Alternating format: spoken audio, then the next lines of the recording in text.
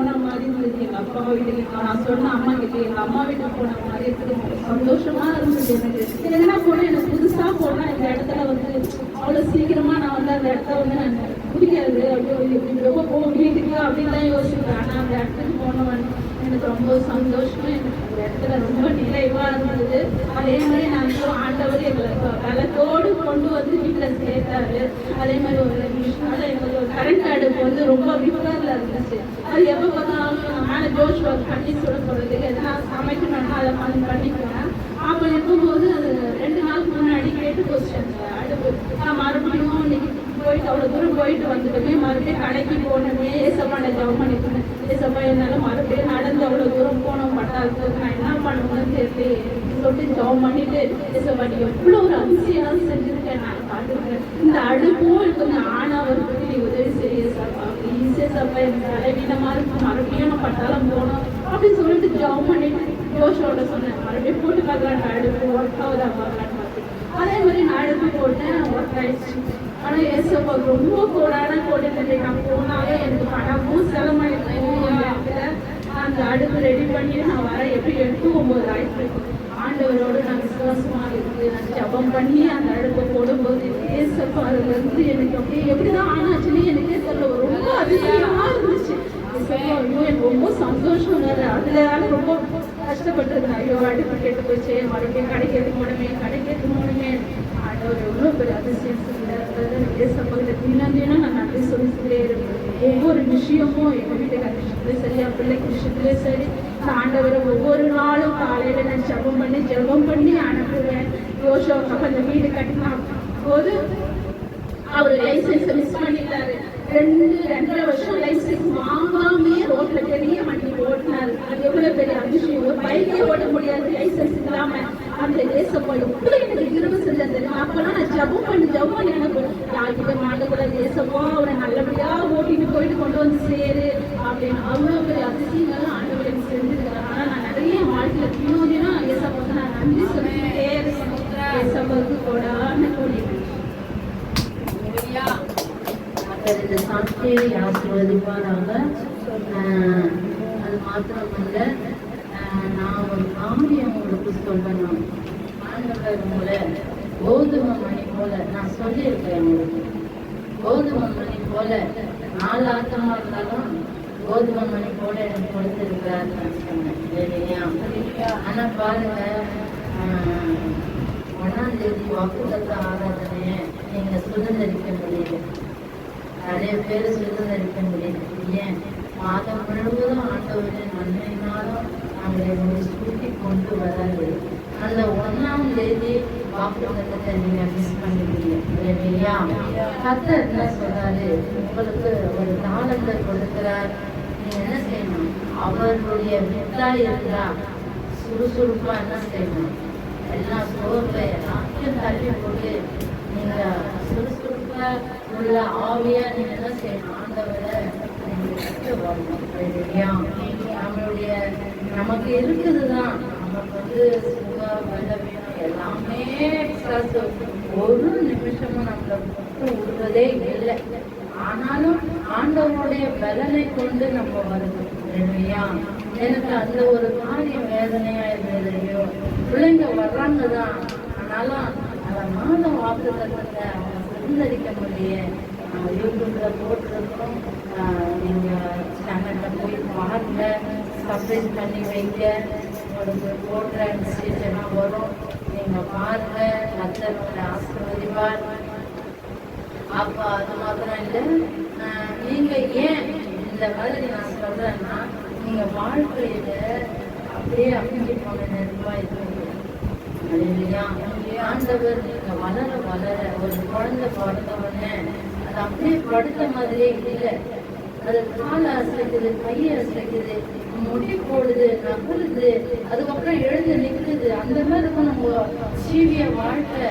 பரிசுத்த ஆவியானவர் உங்களை நடக்கணும், உங்களை நடத்தி வைக்கிறாரு. நீங்க கொஞ்சம் உட்கொள்ளுங்க, உடன்படுங்க. நம்ம உடன்படாத, நம்ம எதுவுமே செய்யாத, நம்ம அமைதியா இருந்தோம்னா அவருடைய செயல் எப்படி உங்களுக்கு வெளிப்படும் இல்லையா. இப்போ நீங்க 4 ஆத்மா உங்களுக்குள்ள ஆவியானவர் அவர் செயல்படுத்தும் போது 40 ஆத்துமாக்கள் இங்கே வரும். அல்லேலூயா. ஏன்னா அவர்கள் எல்லாம் உங்களை பார்த்து கொண்டு இருக்கிறாங்க. அல்லேலூயா. நீங்க எப்படி இருக்கிறீங்க, எப்போ ஆலயத்துக்கு போறீங்க, வாரத்துல 1 நாளா, வாரத்துல 2 நாளா, இல்லை எப்பெல்லாம் நடக்குதோ அந்த முகத்தை நாங்க பார்க்கிறோம் அப்படின்னு உங்களை கவனிக்கிறவர்கள் இருக்கிறார்கள். அப்போ பாருங்க, 4 ஆத்மாவா இருக்கக்கூடாது. அது என்ன ஆகணும்? ட்ரிபிளா ஆகணும், 8ஆம் ஆகணும். இல்லையா? அப்போ உங்களை கொண்டு என்ன செய்வாரு?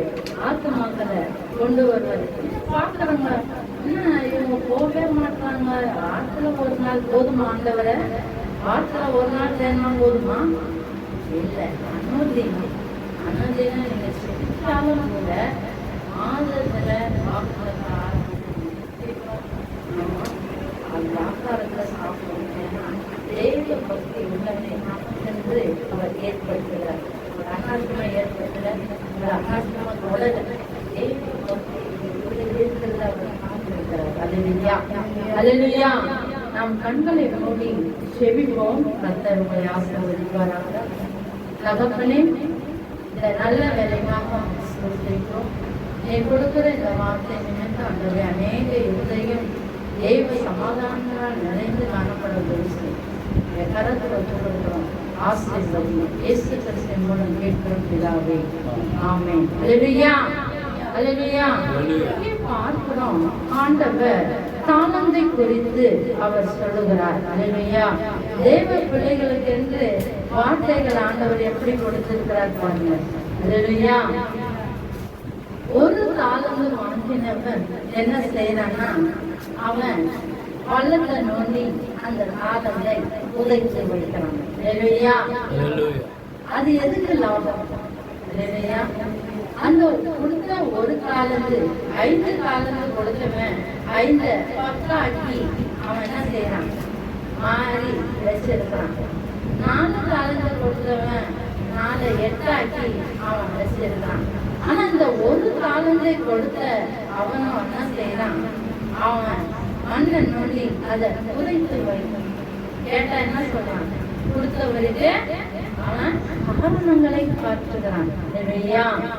அப்போ அவரை குற்றவாளியாய் மாற்றுவது நம்மளுடைய வேலை கிடையாது. இல்லையா? நாமும் கூட அப்படித்தான் நம்ம என்ன செய்யணும்? நிறைய தவறுகளை செய்து உணராம நம்ம கர்த்தரை என்ன செய்யணும்? குறை சொல்லுகிறோம். இல்லையா? நம்மளுடைய தவறு எவ்வளவு இருக்கும். ஆனா ஆண்டவர் எனக்கு இதை செய்யல, எனக்கு அது செய்யல, நம்ம குறைகளை சொல்லுகிறோம். அப்படி இராமல் ஆண்டவரே என்னுடைய குறையெல்லாம் நீங்க வாழ்க்கையில நீங்க நிறைவாய்த்தாங்க. இனி நான் இப்படி உங்களுடைய சமூகத்துல நான் பலனற்று நான் சோர்வாய் எதுவும் உற்சாகமா இராதபடி எனக்கு உற்சாகமான ஆவியை கொடுங்க அப்படின்னு ஒவ்வொரு தேவ பிள்ளைகளும் செபித்து நீங்க சாட்சிகள் சொல்றீங்க. அநேக காரியங்கள் கர்த்தர் உங்களுக்கு உதவி செய்திருக்கிறார், நம்மளை தூக்கி எடுத்திருக்கிறார். சாட்சிகளை சொல்றீங்க, நம்ம உணரணும். இனி இப்படிப்பட்ட காரியங்கள்ல நீங்க என்ன செய்யணும்? எங்களுக்கு முன்பதாக அமர்ந்திருக்கணும். அல்லேலூயா, அல்லேலூயா. கர்த்தருடைய பரிசுத்த நாமத்துக்கு மகிமை உண்டாவதாக. மத்தேயு சுவிசேஷம் 25ஆம் அதிகாரம்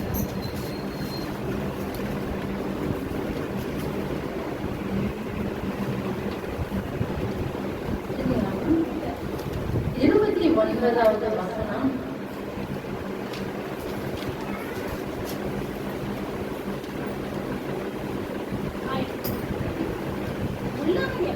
உள்ளவன் எவனோ அவனுக்கு கொடுக்கப்படும், பரிபூரணமும் அடைவான்.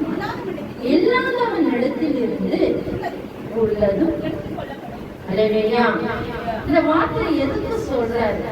இந்த வார்த்தை எதுக்கு சொல்றாருன்னா, உனக்கு ஒரு தாளந்து பாரு. ஐஸ்வர்யவான் என்ன செய்யறான்?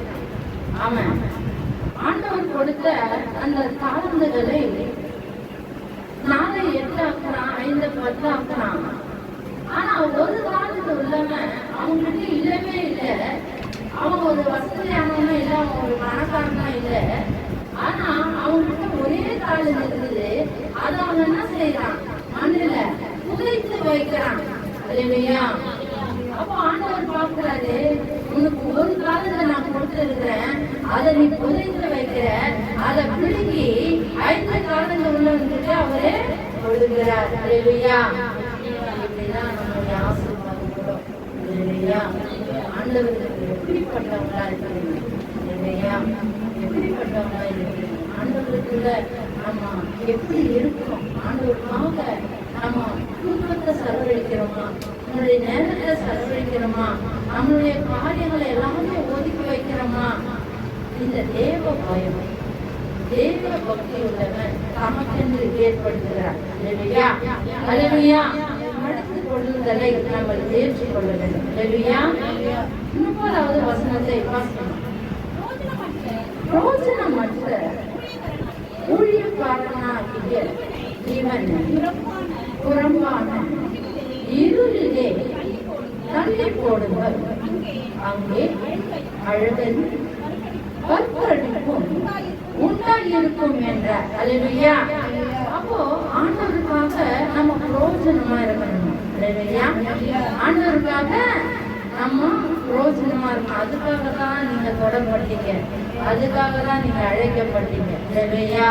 யாரும் அமுச்சு போன நேரத்து மாதிரி இருக்கக்கூடாது.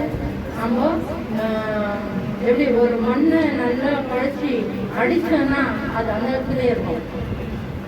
அந்த மாதிரியும் நம்ம வாழ்க்கை போயிடக்கூடாது. இன்னும் ஆண்டவருடைய ஆசீர்வாதத்தை பெற்றுக்கொள்ளணும். இது பத்தாது, இன்னும் நீங்க ஆசீர்வாதமா இருக்கணும். ஆவிக்குரிய ஆசீர்வாதம் உங்களுக்கு தேவை, ஆவிக்குரிய உற்சாகம் உங்களுக்கு தேவை.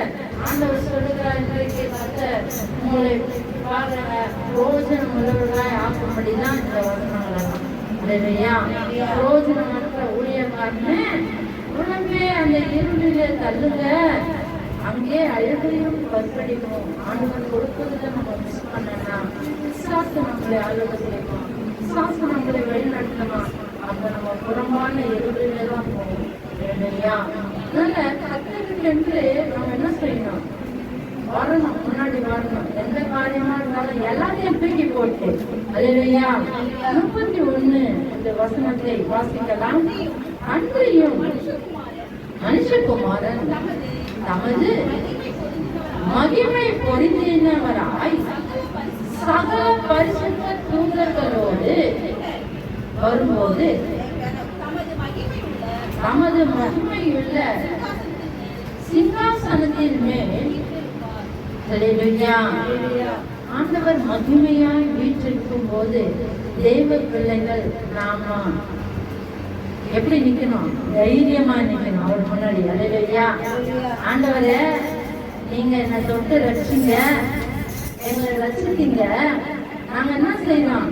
நமக்காக நாங்க எல்லாத்தையும் நாங்க இழந்தோம், எல்லாத்தையும் நாங்க நமக்காக செய்தோம் அப்படின்னு முன்ன நம்ம தைரியமா நிற்பவர்களாய் நம்மளை ஆண்டவர் வசனத்தை கொண்டு நம்மளை உருவாக்குகிறார். அல்லேலூயா. அல்லேலூயா. ஆண்டவர் வரப்போகிறாரு. நம்ம பயந்து நடுங்கி ஒளிந்து போகாதபடி. அன்னைக்கு ஆதாம் எவ்வாறு பாவம் செய்யும் போது ஒளிந்தாங்க. ஏன்னா பாவம் அவங்களை ஆளுகை செஞ்சது. அவங்க என்ன செஞ்சாங்க? ஒருத்தங்க மழை வரையில ஆண்டவரை கூட நடந்து பேசினவர்கள் ஒளியும் போது ஆண்டவர் தேடுகிறார். எங்க போறீங்க ரட்சிக்கப்பட்ட ஜனமே? எங்க போன? எங்க முடிஞ்ச? எதுக்காக என்னை விட்டு தூரம் போல? இல்லையா?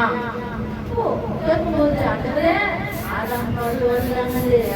ஆண்டவரே, ஆமா செஞ்சுட்டேன், ஆமா செஞ்சுட்டேன், நான் நிர்வாணியா இருக்கிறேன்னு சொல்றாரு. நிர்வாணி யார் சொன்னது? தேவ மகிமையால அவங்கள மூடி வச்சிருந்தாரு. பாவம் செய்யும் போது அந்த தேவ மகிமை அவங்க விட்டு போயிடுச்சு. இப்படிதான் நாம உலகத்துல இருக்கிறோமா? யோசித்து பாருங்க. ஆண்டவருடைய மகிமை நல்ல அந்நிய பாஷையோட நல்ல பாடங்களோட நம்ம இருந்தோமே, நம்ம ஏன் இப்போ அமைதியா ஆயிட்டோம்? ஆண்டவருக்காக நம்ம துதிப்போம், நம்ம வாயை விடுவோம், நம்ம பாடங்களை கைத்தட்டி பாடுவோம், நம் குற்றங்களை அறிக்கை செய்வோம். ஆண்டவர் மன்னிக்கிறவரை, மன்னிக்கிற தேவன். ஆண்டவர் ஒருபோது நம்மளை விட்டு கொடுக்காத தேவன்.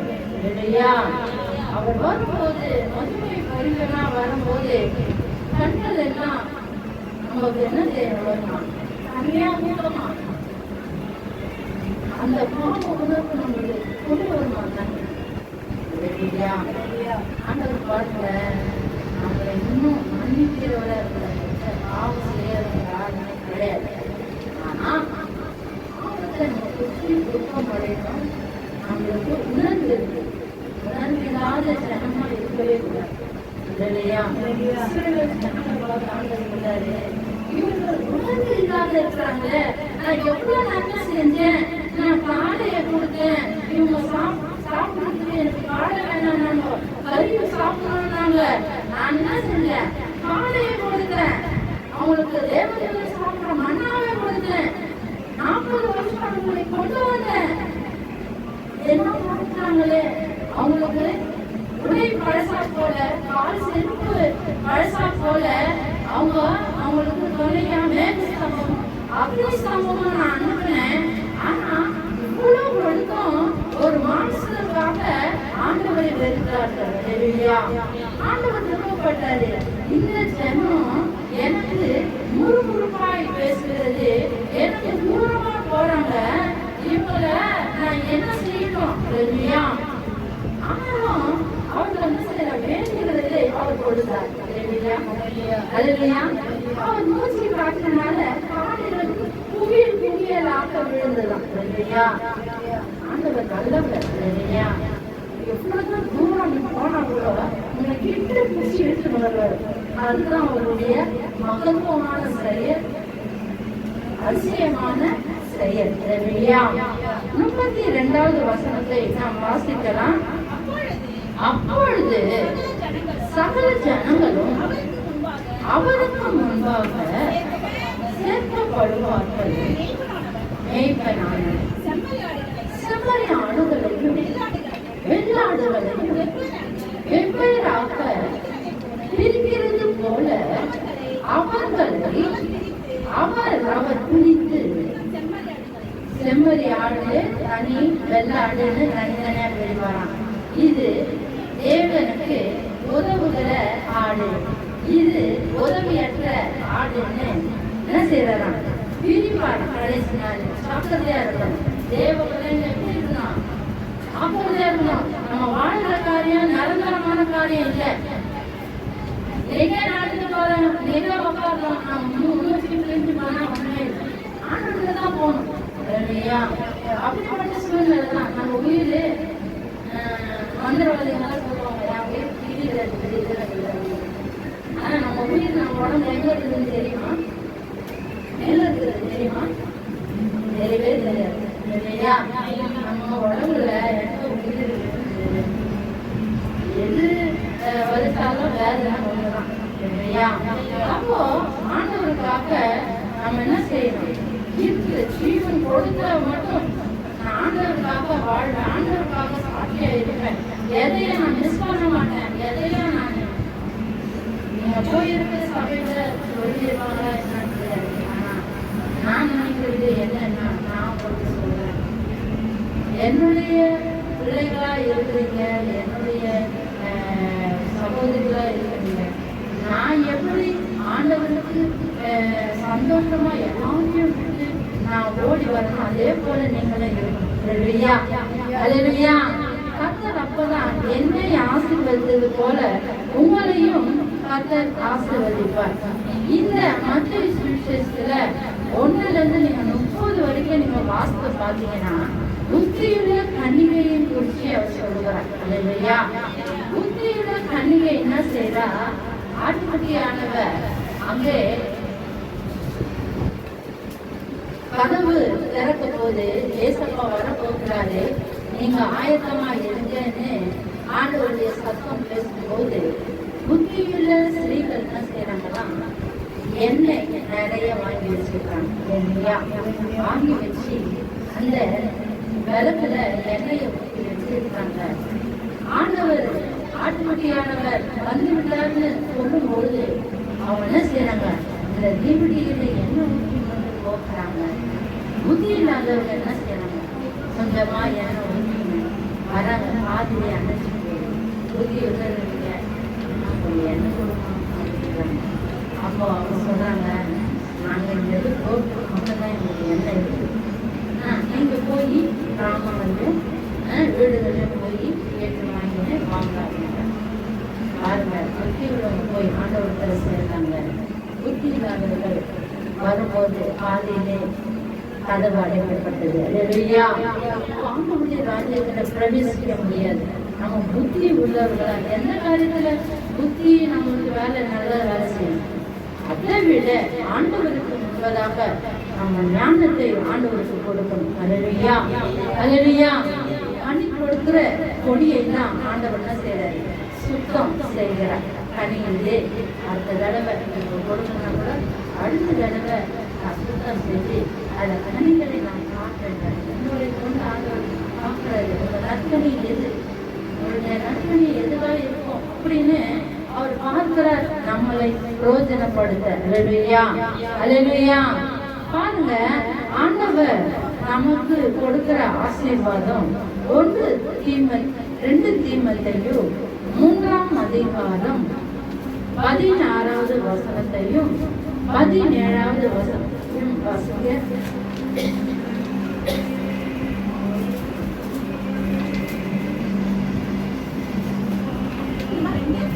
தீமோத்தேயு 3ஆம் அதிகாரம் 16, 17 வாசிக்கலாம்.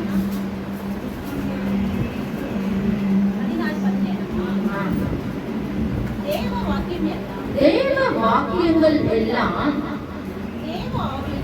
தேவ ஆவியினால் அருளப்பட்டு இருக்கிறது.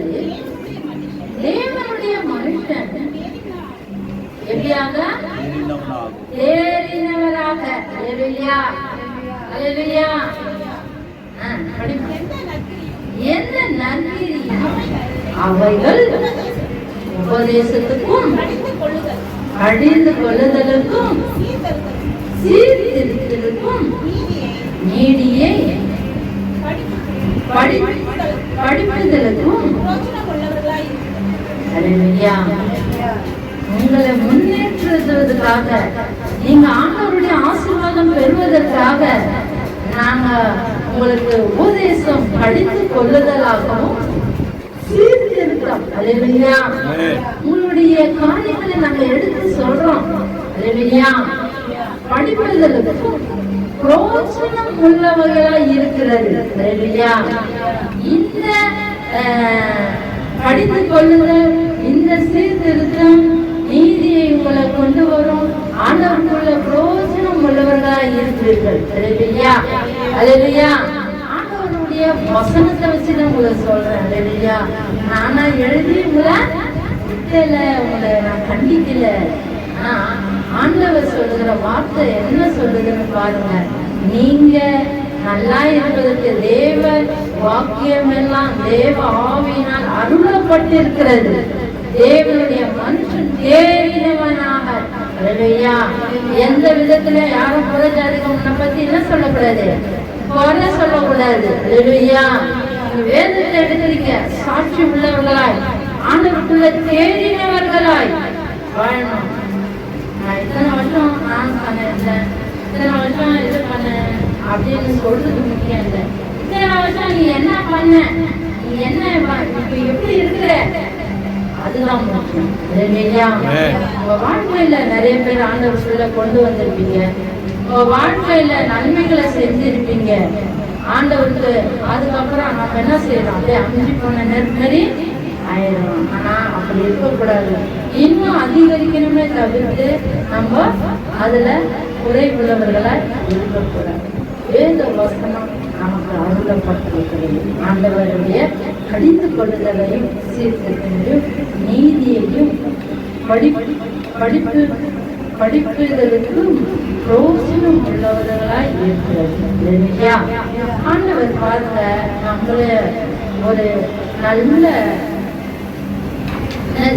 வைரக்கல்லாய் மாற்ற அவர் பிடிக்கிறார். இந்த வசனம் எல்லாம் உங்களுக்கு எப்படி தோணுது? நம்மள யாருன்னா கடந்து போது நம்ம விடுவோமா? நம்ம பதில் பேசுற, யார நீ சொல்ற, யார நீ பேசுற, என்ன வார்த்தை பேசுற. இப்போ ஆண்டவர் கடந்து கொள்ளுதலுக்கு நம்ம எப்படி இருக்கணும்? நம்ம இதெல்லாம் கேட்டு வந்திருக்கோம் இல்லையா? ஏன்னா அவருக்கு முன்பதாக நம்ம பேசவும் முடியாது, நானு இதெல்லாம் செஞ்சேன்னு சொல்லவும் முடியாது இல்லையா? அவர் பார்வைக்கு எல்லாமே அற்பமான காரியம் இல்லையா? இன்னும் ஆண்டவருக்குள்ள நீ இன்னும் கிட்ட சேரணும். ஒரு பாடல் கூட இருக்கு, இன்னும் கிட்ட சேர்த்து கொள்ளும் பாடுபட்ட நாயகா. திரும்பி எடுக்கிறோம், நம்ம ஆவிக்குள்ளாக வளரணும்.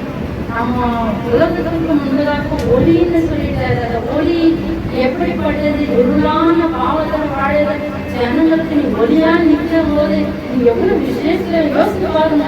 உங்களுடைய மனசுல நீங்க பிரமைக்குள்ள கொண்டு போங்க. நான் ஒளியா இருக்கும் போது ஒரு வீட்டுல ஒரு பாவம் நடந்து இருளா இருக்கும், வசனம் மத்தியில் இருக்கும்போது நீ ஒளியா நீ அந்த வசனத்தை கேட்டு நீ ஒளியா போகும்போது அந்த இடமே வெளிச்சமாயிடும் இல்லையா? அப்படிதான் உங்களை பார்க்கிறாரு, அப்படிதான் உங்களை உருவாக்கி இருக்கிறார் இல்லையா? ஏசாயா 48ஆம் அதிகாரம் 17வது வசனத்தையும் 18வதையும் நாம் படிக்கலாம். அல்லேலூயா.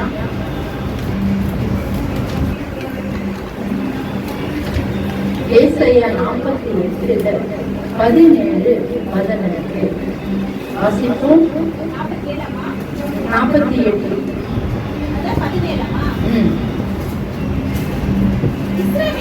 இஸ்ரவேலின் பரிசுத்தராய் இருக்கிற உன் மீட்பரான கர்த்தர் சொல்லுகிறதாவது பிரயோஜனமாய் இருக்கிறதை உனக்கு போதித்து நீ நடக்க வேண்டிய வழியிலே உன்னை நடத்துகிற உன் தேவனாகிய கர்த்தர் நானே. உனக்கு என்ன பிரயோஜனம்? உன் வாழ்க்கைக்கு என்ன தேவை? நான் நடத்துறேன், நீங்க போகல. உனக்கு பலத்தை கொடுத்து, உனக்கு ஞானத்தை கொடுத்து, உனக்கு சுகத்தை கொடுத்து, உனக்கு ஆகாரத்தை கொடுத்து, உணவும் உடுக்க உரையும் தங்கும் இடத்தையும் கொடுத்து, உனக்கு பரிசுத்த ஆவியானவர் உன்னோடு கூட வந்து நீ நடக்க வேண்டிய வழியிலே உன்னை நடத்துகிற உன் தேவனாகிய கர்த்தர். அல்லேலூயா. நம்ம ஆராதிக்கிற தேவன் தான் செய்றாரு, நம்மோடு கூட டிராவல் பண்றாரு. அல்லேலூயா, அல்லேலூயா. நாமத்துக்கு மகிமை உண்டாவதாக. நம் புத்தியும் நம் ஞானமும் நம்மளுடைய பலனும் ஒன்றுமே கிடையாது இல்லையா? இந்த பலத்தினால நம்ம எதை செஞ்சாலும் அது என்ன ஆகும்? தப்பாதான் போகும். ஆண்டவர் என்ன செய்யறாரு? நாம் உனக்கு போதித்து நீ நடக்க வேண்டிய வழியிலே உன்னை நடத்துகிற கர்த்தர் நானே. அல்லேலூயா, அல்லேலூயா. தேவன் அனாவசியமான தேவன் இல்லை, யாரையும் அப்படியே பரிதபிக்க விடுகிறதும் இல்லை இல்லையா?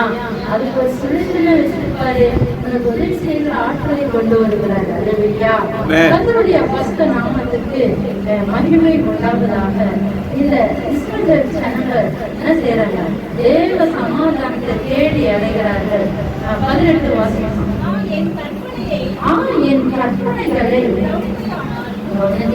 ஆனால் நலமாய் இருக்கும், அப்பொழுது உன் சமாதானம் நீதியை போலும் நதியை போலவும் உன் நீதி சமுத்திரத்தின் அலைகளை போல இருக்கும். அல்லேலூயா.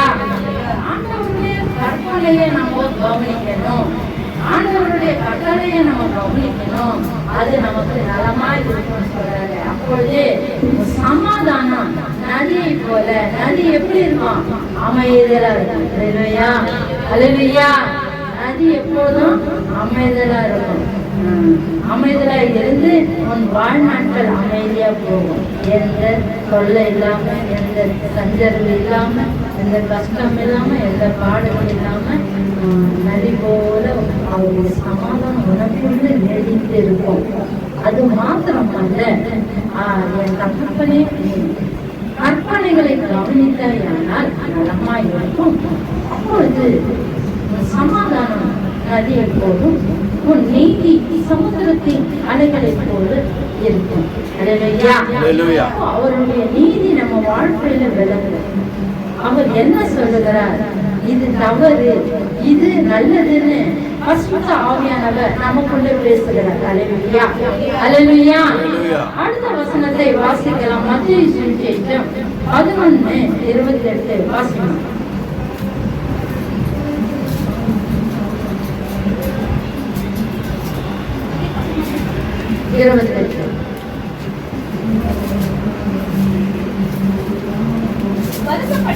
வருத்தப்பட்டு பாரம் சுமக்கிறவர்களே, நீங்கள் எல்லோரும் என்னிடத்தில் வாருங்கள், நான் உங்களுக்கு அல்லேலூயா. அவர் கொடுக்கிறது இளைப்பாறுதல், தேவ சமாதானம், தேவ சந்தோஷம், தேவ சுகம். எல்லாத்தையும் நமக்கு என்ன செய்யறாரு? அவர் இளைப்பாறுதல் தருவேன்ற விஷயத்துல அவர் கொண்டு வருகிறார். அல்லேலூயா, அல்லேலூயா. நமக்கு பாருங்க, கிறிஸ்தவர்களா இருந்தாலும் ஏதோ ஒரு பாரம், ஏதோ ஒரு வருத்தம் நம்ம என்ன செய்யுது? அப்பப்போ கொடுத்து கொண்டு இருக்குது விசுவாசம். அல்லேலூயா. ஆனா ஆண்டவர் சொல்றாரு, நீங்கள் எல்லோரும் என்னிடத்துல வாருங்கள். அல்லேலூயா. நம்ம ஆண்டவர் விட்டு தூரம் போனாதான் இதெல்லாம் வரும். வருத்தம் வரும், பாரம் சுமக்கிற பாரம் வரும், கஷ்டம் வரும், கொள்ளை வரும், துன்பம் வரும், எல்லாமே வரும். அல்லேலூயா. அவரிடத்துல வந்து அவர் கற்பனையை கை கொண்டு அவரோடு நீ இருக்கும் போது அவர் என்ன செய்யறா? நல்ல ஒரு இளைப்பாறுதலை கொடுக்கிறார். அல்லேலூயா, அல்லேலூயா. ஆண்டவர் பிள்ளைகளுக்கு பாருங்க, படிந்து கொள்ளுதலும் இருக்கிறாரு, உனக்கு சொல்லி கொடுக்க செய்கிறாரு, அடுத்தது என்ன செய்யறாரு? உங்களுக்கு இளைப்பாறுதலை கொடுக்கிறார். அல்லேலூயா. என்னிடத்துல பாருங்க, அப்போதுதான் இளைப்பாறுதல். நம்ம எங்க போனாலும் நமக்கு நிம்மதியே இருக்காது, எங்க போனாலும் நமக்கு சந்தோஷமே கிடைக்காது. நீங்க ஞாயிற்றுக்கிழமை ஆராதனை கலந்துக்கிறீங்க, இந்த வாரம் முழுக்க நமக்கு என்ன ஆகுது? ஆண்டவருடைய வார்த்தை பேசுங்க. நமக்கு எந்த சூழ்நிலை மாறுபட்டாலும் சரி, நம்ம என்ன செய்வோம்? இந்த வசனம் நினைவுக்கு வரும். உடனே ஜபம் பண்ணுவோம். ஆபத்து நேரத்துல என்ன கூப்பிடு, நான் உன்னை விடுவிப்பேன், நீ என்ன மகிமைப்படுத்துவ, வந்து சாட்சி சொல்லுவ. அல்லேலூயா. ஆபத்து நாள்ல நம்மள ஆண்டவர் ஆபத்து நாள்ல மட்டும் தேடாம அனுதினமும், அல்லேலூயா, அனுதினமும் நீ உட்காரும் போதும் எழுந்திருக்கும் போதும் உன் பிள்ளைகளுக்கு நான் படைச்சத சொல்லுன்றார். அல்லேலூயா. நீ படுக்கும் போதும் எந்திரிக்கும் போதும் பிள்ளைகளுக்கு என்ன சொல்லணும்? நம்ம ஆண்டவர் வானத்தின் பூமியை படைச்சாரு, ஆண்டவர் பார் நம்மளை எப்படி வச்சிருக்கிறாரு, உன்னை கண்ணு மூக்கு வச்சு அழகா படைச்சிருக்கிறாரு, நீ ஆண்டவருக்காக பிரயோஜனம் உள்ள ஒரு ஊழியக்காரனா மாறணும். அல்லேலூயா. இத பிள்ளைகளுக்கு நம்ம சொல்லணுமா? அல்லேலூயா. கர்த்தருடைய பரிசுத்த நாமத்துக்கு மகிமை உண்டாவதாக. அப்போஸ்தலர் 4ஆம் அதிகாரம் 12வது வசனத்தை நாம் வாசிக்கலாம்.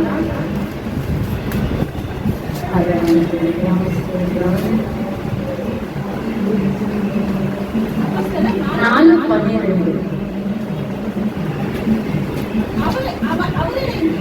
அவரே என்னையன்றி வேறொருவராலும் ரட்சிப்பு இல்லை, நான் ரட்சிக்கப்படும்படிக்கு வானத்தின் கீழேக்கும் மனுஷர்களுக்குள்ளே அவருடைய நாமமே அல்லாமல் வேறொரு நாமம் கட்டளையிடப்படவும் இல்லை என்றார். அல்லேலூயா.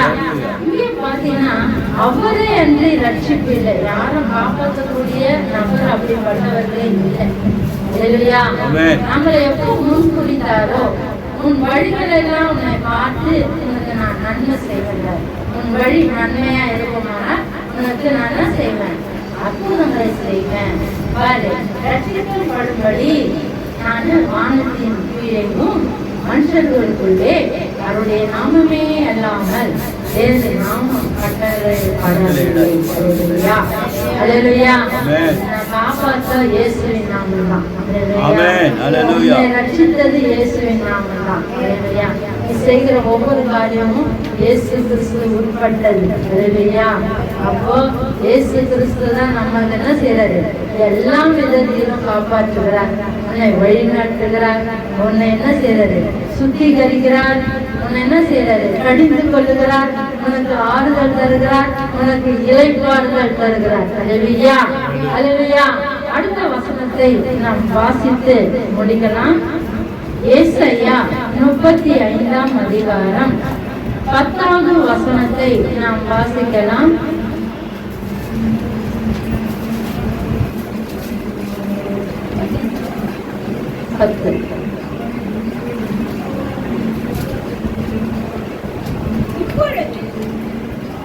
ஏசாயா 35:10